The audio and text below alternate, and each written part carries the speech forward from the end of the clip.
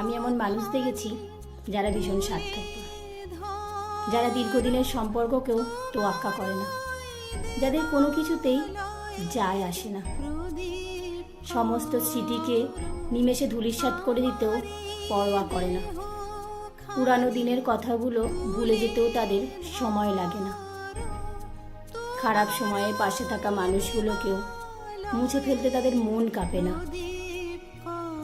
এরা ভীষণ সুবিধাভোগী, শুধু নিজের ভালো কিসে হবে, নিজে কিভাবে ভালো থাকবে, এটাই এদের মূল লক্ষ্য।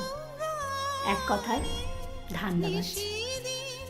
যতদিন তোমার থেকে সুবিধা পাচ্ছে ঠিক ততদিন তোমার সান্নিধ্যে থাকবে, আর যখনই তোমার থেকে সুবিধা পাবে না ঠিক তখনই তোমাকে ছুঁড়ে ফেলে দিতে একবারও ভাববে না। এইসব মানুষগুলো আসলে কোনোদিন কাউকে ভালোবাসতেই জানে না। এরা আমাদের মানুষ চেনার দম্ভকে ভেঙে গুড়িয়ে দেয়।